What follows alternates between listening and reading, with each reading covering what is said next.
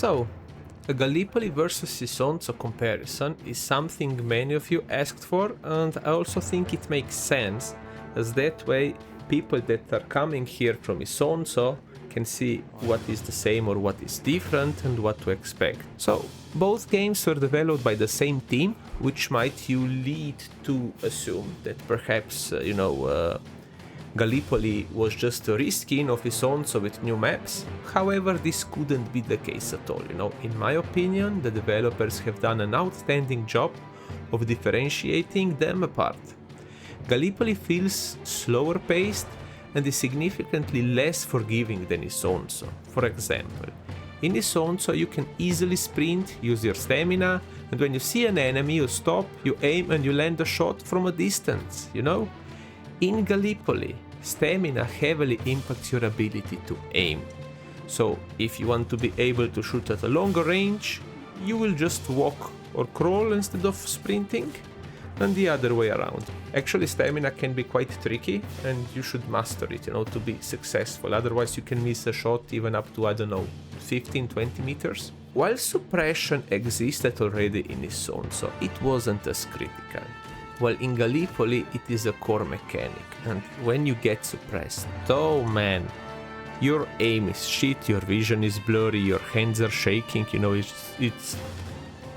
it's like hell, and you really don't want to be suppressed if possible.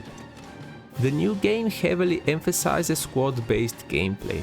From the addition of squad spawn points to the ability to ping information that only your squad can see, they also plan to introduce proximity voice chat, which I think it will just work for your squad, but if it also works for the whole team or also the enemy team, that would be quite interesting, but I don't expect that. And another thing is that different squads have different limits on special units. For example, if you play the spotters, you can use an additional sniper, whereas other squads cannot. Also, squads are now a little bit bigger. You have 5 people instead of 4. Also, you have 5 officers, so 1 officer per squad. And call-in roster has been significantly reduced. You just get 2 call-ins, and those are dependent on the squad you are playing. Note that there is no smoke. So if you want to get any form of cover, it's basically dust clouds, which you can manage by calling in artillery strikes, or you can wait on prescripted barrages, and sometimes also hand grenades can do something. Dust cover is useful for when you want to advance and take an objective. And talking about objectives, there are 2 types: primary or headquarters or HQ, and the secondary objective, which is there just to help you with taking out the HQ and also to regain momentum. Momentum is in place of the ticket system and basically works like that if a team is doing well, the attackers pushing, destroying objectives, squad spawn points and so on, they get rewarded with more tickets also for keeping up the pressure, and the same goes for the defending team. To conquer an HQ, you have to either plant an explosive to blow something up, or you have to gain the major presence in an objective, so that you can start building the 3 buildable goals. Note that the type of HQ and which one it is random from game to game, except for the last objective or the last sector, as there is just 1 objective.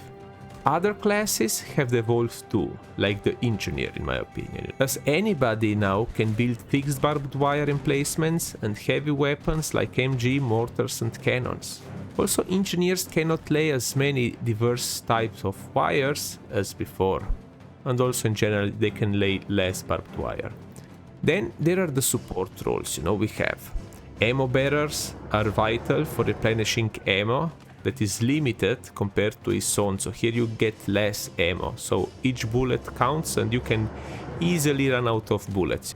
Then there is the stature bearer, who can revive or heal friendly soldiers much faster. And talking about reviving, we have a special down state, which is like from other games, and you can move around. So if you get downed, move in cover, don't stand there, because if the person who shot you doesn't finish you off and he sees a medic reviving you, hell no, he will not respect no Geneva Convention.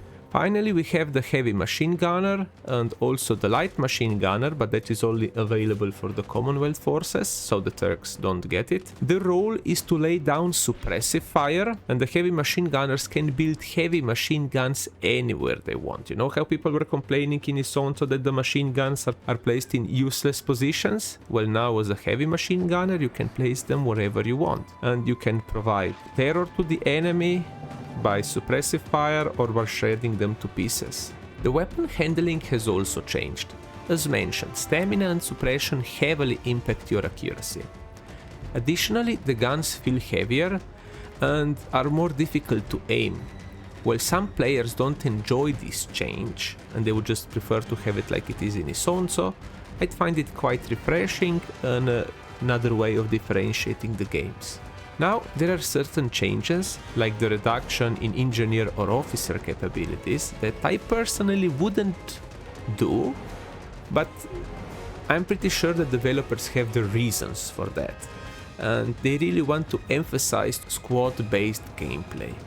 Also, squad spawn points have certain abilities that can help your team out, like the heliograph spotting the enemy in a circular area around it, or the ammo thingy where you replenish your ammo, or the water station where you regain your stamina and so on, you know? Overall, Gallipoli looks great to me. It feels like a natural progression from Isonzo, if something called natural exists in programming and gaming, but I believe that it was the right move to evolve the game rather than just making an Isonzo 2.0. Even if some people are a bit upset by those changes. I hope my 2 cents on the topic helps you make an informed decision on whether to pick the game or not, or also what to expect and what is different compared to Isonzo. If you enjoyed the video, please hit the like button, share it with your friends and leave a comment below. Also, you can ask a specific question that I didn't cover in the comments. Or you can join my Discord server and ask the questions there directly. Link to the server is on my main page on YouTube, the description, and also in the video description if I don't forget to put it. That's all for this lesson, and I will see you all on the battlefields. Gaming teacher, out.